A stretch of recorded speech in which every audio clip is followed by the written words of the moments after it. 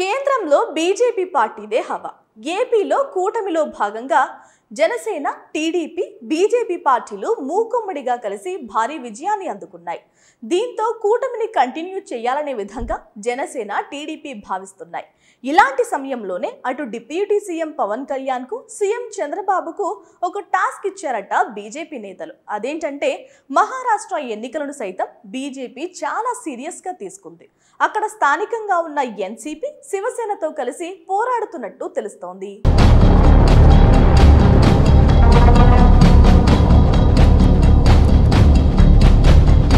కానీ అక్కడ అనుకున్నంత రేంజ్లో అయితే ప్రస్తుతం ప్రచారం అయితే సాగడం లేదని, వీటికి తోడు అక్కడ బీజేపీ నాయకులకు చాలా సమస్యలు ఉన్నట్టు కూడా నియోజకవర్గాలకే పరిమితమయ్యేవారనే విధంగా వార్తలు వినిపిస్తున్నాయి.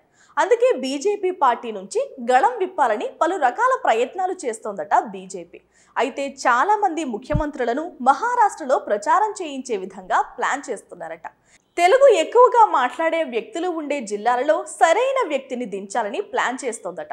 వీటన్నిటికీ తోడు కాంగ్రెస్ పార్టీ కూడా భారీగానే ప్లాన్ చేసింది. Telangana CM Revanth Reddy, deputy CM విక్రమార్కలు కూడా ప్రచారాన్ని ముందుకు తీసుకువెళ్తున్నారట.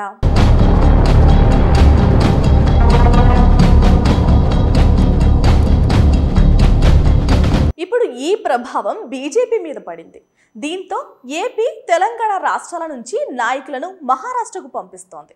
ముఖ్యంగా తెలంగాణకు చెందిన కిషన్ రెడ్డి, బండి సంజయ్ సహా మరికొంతమందిని పంపించబోతున్నారట.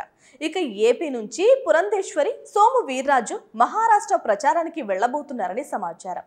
వీరికంటే ముందుగా పవన్ కళ్యాణ్ ను మహారాష్ట్ర ఎన్నికల్లో ప్రచారం చేయించే విధంగా ప్లాన్ చేస్తున్నారట. మరి ఏపీలో ఉన్న క్రేజ్ పవన్ కళ్యాణ్ కు ఇతర రాష్ట్రాలలో ఉన్నదా అంటే ఎంతో కొంత ఉన్నా కూడా అది ఓటు పరంగా మార్చే అవకాశం అయితే లేదని పలువురు నేతల మాట. ఈ నెల 16, 17వ తేదీలలో పవన్ కళ్యాణ్, చంద్రబాబు కూడా మహారాష్ట్ర ఎన్నికల ప్రచారానికి వెళ్లబోతున్నట్టు తెలుస్తోంది. మరి ఎన్నికల్లో బీజేపీని గట్టెక్కిస్తారా లేదా వేచి చూద్దాం.